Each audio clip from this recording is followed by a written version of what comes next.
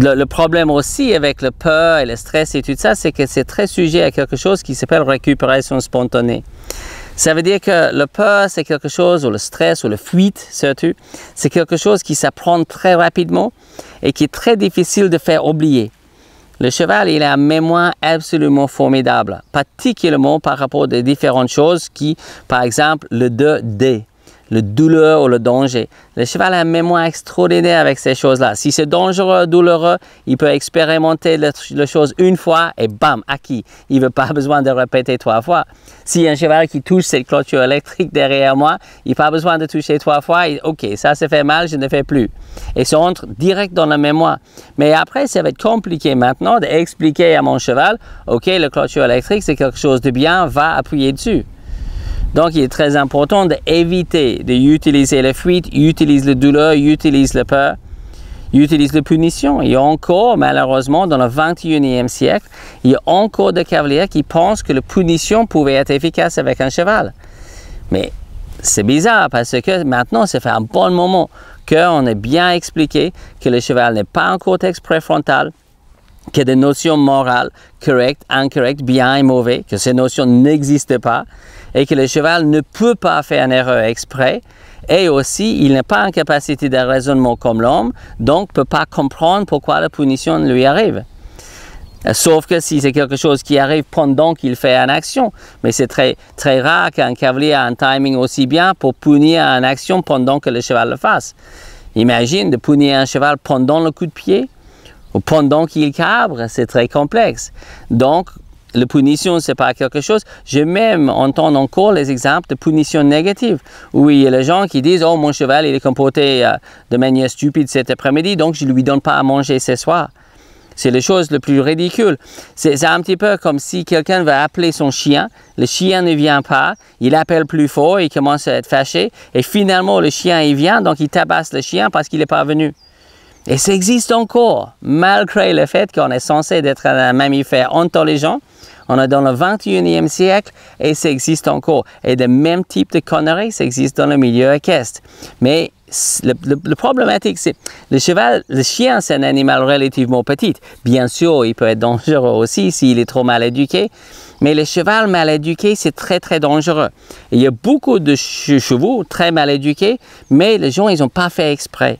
Ils n'ont pas fait exprès pour mal éduquer les chevaux, c'est juste parce qu'ils ne savent pas exactement comment ça s'éduque. Et ça, c'est vraiment le but de Horseman Science, et de former des hommes de chevaux et de former les hommes de chevaux sur une base scientifique et pas sur une base anthropomorphique. C'est l'anthropomorphisme qui amène la punition et des comportements qui sont très inexacts et parfois dangereux. Mon cheval n'est pas respectueux. Est-ce que ça existe? Est-ce que le cheval connaît la notion de respect par interespèce?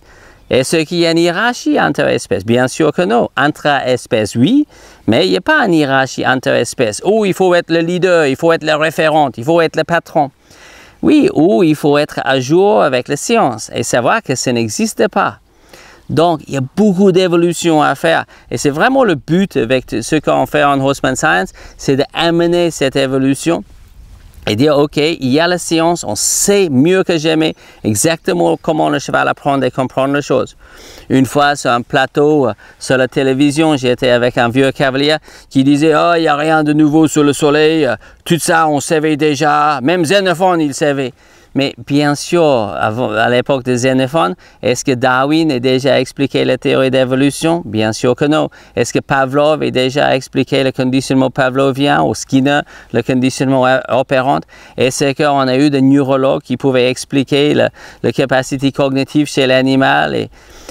Bien sûr que non. Donc, il y a beaucoup de nouvelles choses sur le soleil. L'évolution dans notre compréhension de cet animal avance comme l'évolution dans tout le domaine. Là, je suis devant une caméra absolument formidable en train d'expliquer aux milliers de personnes la manière que le cheval peut apprendre et comprendre les choses et la nécessité d'éduquer nous-mêmes, les humains, pour être mieux pour le cheval. Donc, évolution, c'est quelque chose de formidable. Il faut que ça s'intègre aussi dans notre équitation. Donc, il y a plein d'autres conséquences de la peur Je parlais un petit peu de le tonus musculaire, toutes les contractions, la tête haute, le dos basse, le fait qu'on peut provoquer des blessures chez l'animal. Bien sûr, quand il est tout rigide et tendu comme ça, il y a beaucoup plus de capacité d'être blessé.